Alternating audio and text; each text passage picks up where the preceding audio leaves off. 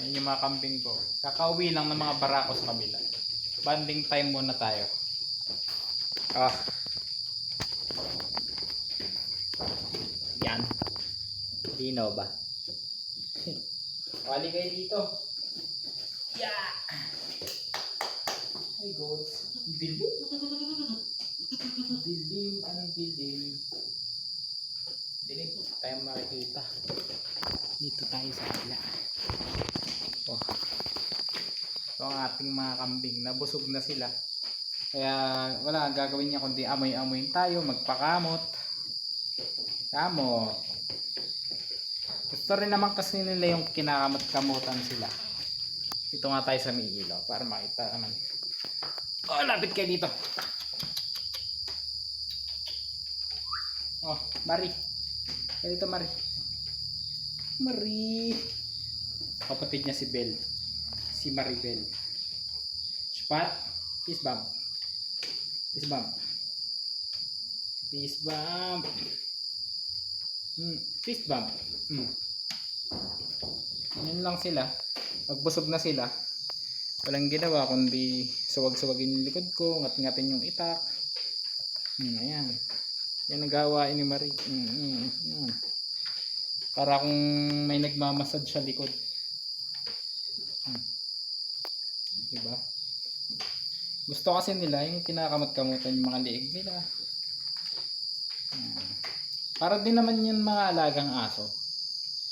Diba? Marunong din naman kumilala ng amo. Pag ako yung magpapasok sa kanila sa kulungan, mabilis lang sumusunod sila sa akin. Pero pag ibang tao yung pumupunta, tumatakbo sila. Diba?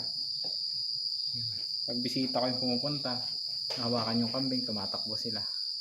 Ganun din. Nakakatanda rin naman sila ng mga muka. Yan. Marunong kumilatis ng gwapo. Yan. Yan sila. Ito si Iritel.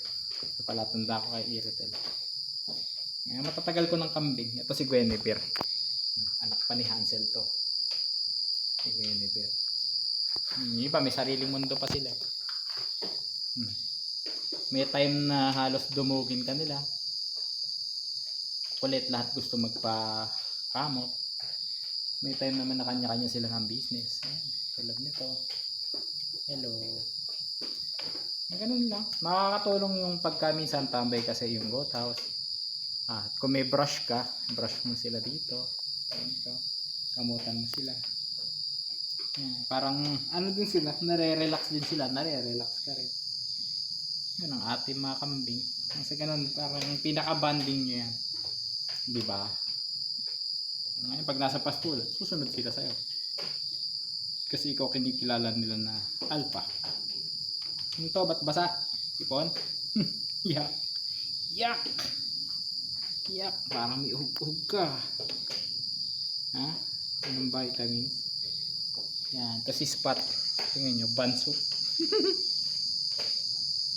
Ilang buwan na to si Spot? Lagpas 5 months na yata to. Maliit kasi yung mama niya nung nanganak. Maliit pa yung size ng mama niya. Anak to ni Marie. Si Marie hindi pa ganyang kalakihan nung pinanganak niya si Spot. No, Marie. Ito si Marie. Yung anak niya ito. Si Spot. Spot. Spot. Yan, ganun lang. Pinakita ko lang sa inyo yung aming bonding time. Ang ating mga kambing. Pakita ka nga, Marie. Maganda yung ilong nito eh. Oh, pink pink. Diba? Mabait na kambing yan. Yun lang. Good night sa inyo mga kakambing. Maaga pa naman pero good night. At pahinga. And happy goat racing. Pag meron akong maaaring may tulong tungkol sa mga tips and tricks ng pagkakambing, message lang po kayo. Pag abot ng ating karanasan at kaalaman, i-share natin yan. Yeah. Isang link lang forward niya na baka sakaling pares tayo ng mga pinagdaanan sa pagkakambing, makatulong sa inyo. Diba? Madami na sila sa likod ko. Happy goat racing sa inyo. Ingat kayo lagi. Happy farming.